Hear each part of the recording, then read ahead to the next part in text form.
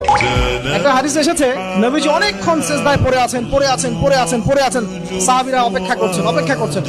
সিজদা থেকে মাথা তুললেন, নবীজি বললেন, সাহাবীদের দিকে তাকিয়ে বললেন যে আমি আল্লাহর কাছে তিনটা জিনিস চাইলাম, আল্লাহ পাক দুটো দিয়েছেন, আমাকে একটা দিলেন। কি চাইলেন ইয়া রাসূলুল্লাহ? একটা হচ্ছে আমি দোয়া করেছি আমার উম্মত যেন মহাপ্লাবনে ধ্বংস না হয়, আল্লাহ পাক বলেছেন ঠিক আছে।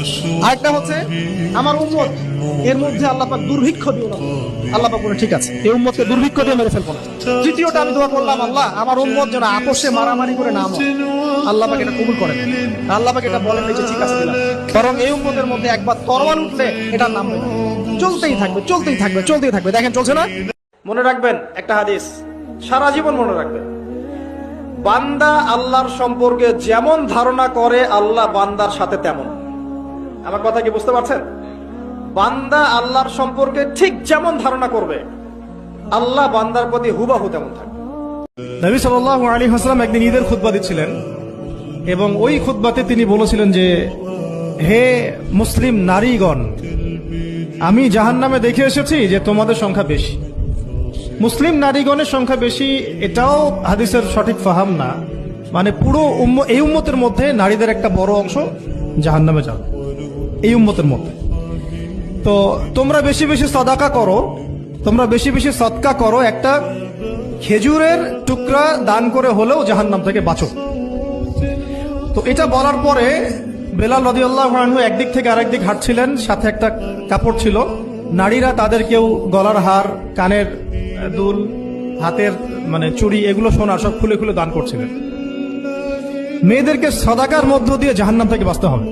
রাসূল সাল্লাল্লাহু আলাইহি ওয়াসাল্লাম বলেছেন একদিন সাহাবীদেরকে, শীঘ্রই একটা সময় আসছে, হাদিসটা খেয়াল করেন, যখন মুশরিকরা তোমাদেরকে এমন ভাবে কচুকাটা করবে যে মনে হবে যেন দস্তরখানায় সবাই খাইতে বসছে, ক্ষুধার্ত মানুষ খাইতে বসছে, যেমন দোগ্রাসে সবাই খায়, এইভাবে তোমাদেরকে ইহুদি খ্রিস্টান মুশরিকরা কচুকাটা করবে।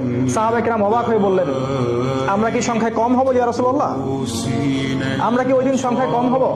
তিনি বলেছেন, না, তোমরা সংখ্যায় কম হবে না, তোমরা হবে আবর্জনার মতো, সমুদ্রের ফেনার মতো, কিন্তু আবর্জনার মতো। তোমাদের ভিতরে দুইটা বিষয় ঢুকে যাবে যার ফলে তোমাদের এই করুণ পরিণতি হবে। সাহাবাগণ জিজ্ঞাসা করলেন, কি সেই দুইটা বিষয়? তিনি বললেন, একটা হচ্ছে আল ওয়াহান মানে দুনিয়ার মোহ এবং মৃত্যুর ভয়। তোমরা আল্লাহর পথে জীবন দিতে চাইবে না, হক কথা বলতেই চাইবে না, জীবন দেওয়া তো দূরের কথা, জীবন দেওয়া তো অনেক বড় স্টেজ, হক কথাটা বলতেও চাইবে না। আর একটা জিনিস তোমাদের ভিতরে ঢুকে যাবে, সেটা হলো দুনিয়ার মোহ।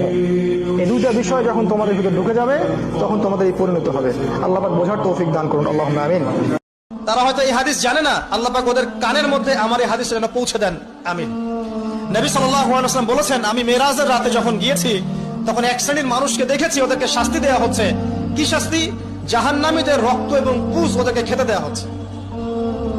জিবরাইল আলাইহিস সালামকে জিজ্ঞাসা করা হলো যে এরা কারা? তিনি বললেন, এরা আপনার উম্মতের সেই সব ব্যক্তি যারা মাদকদ্রব্য সেবন করত। আল্লাহ রাব্বুল আলামিন তার হাবিবের মাধ্যমে জানিয়েছেন, যখন কোন মুসলিম মাদক সেবন করে বা কোনো ব্যক্তি মাদক সেবন করে তখন 40 দিন তার নামাজ কবুল হয় না। এরপর যদি সে তওবা করে তাহলে আল্লাহ পাক তার তওবা কবুল করবেন ইনশাআল্লাহ।